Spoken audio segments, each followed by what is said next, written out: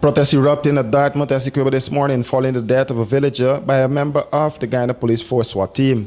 That is Orin Boston. The 29-year-old businessman and father of two was shot dead this morning at his home in front of his family. His wife and mother recounted the ordeal. They kicked the door and come in the room. When they reached in the room, they fired a gunshot. He was sleeping and they shoot on the left side. So you get, and when you get the shoot, he out. That was all. He didn't get up or nothing. And then I was right there next to him and tell me don't move. And I lay down there. Then I turned them, asked them I could get up now because he pee up on the answer. Asked them if he could get up now, then say it. And that was it. So they just broke your door? No. They just rushing just like they kicked down the door. They kick open the door and just rush straight into your bedroom? Yeah. So he was just shot immediately? Yes. You get to get up and see anything. Then ouch when they get you on the bed. You were sleeping. So you didn't get the response, you know? Ask them what they really come for. So you get to see anything. So they told you what they come to? No, they didn't say anything to me. They were shot him and they was forcing up and going on just like that with themselves. Okay. Like when I realized he did this stuff, I was back. And I was going to take you outside and put you in this concrete. I lie down, so I tell them, I put on the pants and they say no. And I just threw in the vehicle just like and they found me. And they got with him. So they didn't find anything? Nothing. I was behind of them because they told me, Miss, come behind of me. Because I was like trembling, so I keep like outside. They said, no, come. And I make sure I was behind of them and they didn't find out. So one of them go to the next one and suck me teeth and like and shake it because I didn't find anything. But this little girl, my daughter, she heard the song before me, so she decided to run out of the house. So she reached up with them at the door so that they should come out. And when they should come out, she was then looking for her father and she run down over her she ran. When I see you coming out of Junior, out of his house, they behind put him down there with the blood there. He was already there. It have to be. Oh, so they just get him out and I hear they said, bring the bag, bring a lap. Couple of them run out the yard. And they said, bring the bag. I said, what kind of bag? I said, they killed me. So this is what really going on. Like me. When you were in shock? You were in shock? Yes. And I see they left on the van. I didn't know exactly where really happened. Residents are aggravated by the killing of the unarmed man by the police and burned debris in tires and blocked the road in protest. These were some of the scenes coming out of Essequibo. Prior to this incident, the police had not listed Boston as a high-profile criminal or even indicated that he was wanted for any offense. Hence, many found it strange when members of the police SWAT team descended on the man's premises in the wee hours of the morning. By mid-morning, the Guyana Police Force issued their version of event.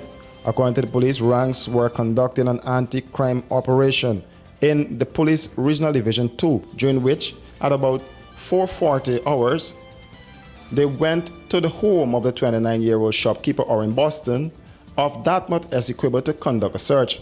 Further, the police report added that during the search, there was a confrontation between Orin and the police, resulted in him being shot to his upper left arm. Orin Boston was rushed to the Saudi Public Hospital, where he was pronounced dead on arrival. Police Commissioner Acting Nigel Hoppy has instructed ranks from the Police Office of Professional Responsibility to commence immediate and thorough investigation into the matter. As Guyana joins the rest of the world in observance of International Day of Democracy, Guyana's President Irfan Ali says democracy requires all to be involved: religious leaders, civil society, and every citizen who values highly freedom and ability to choose. All of us must ensure that democracy is safeguarded every day of our lives, the President said.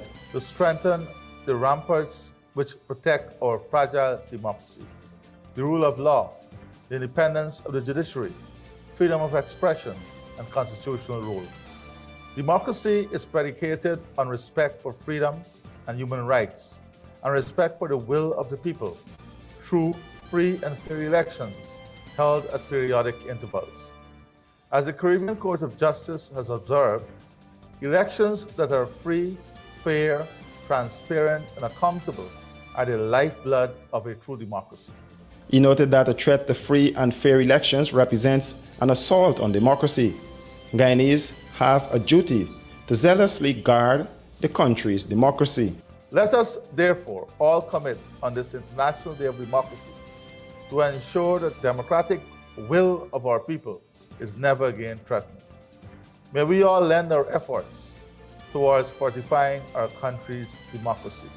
The General Assembly of the United Nations has designated September 15th of each year as International Day of Democracy. Saying now that the wanted man denied entry into the United States pursuant to an ongoing investigation of attempted murder committed on Sanjarama Raju by Ganesh Sucharan. The suspect was arrested earlier today and placed in police custody after he was denied entry into the United States. Investigators received information that Sucharan managed to board a flight to the U.S. at 17 hours 26 on Tuesday, September 14th. As a consequence, the Guyana Police Force contacted law enforcement officials in the United States and informed them that the suspect was wanted by the police locally.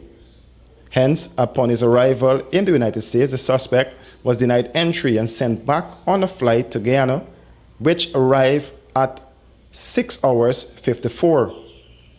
The suspect was then promptly arrested by local police investigators and placed in custody. Investigations are ongoing.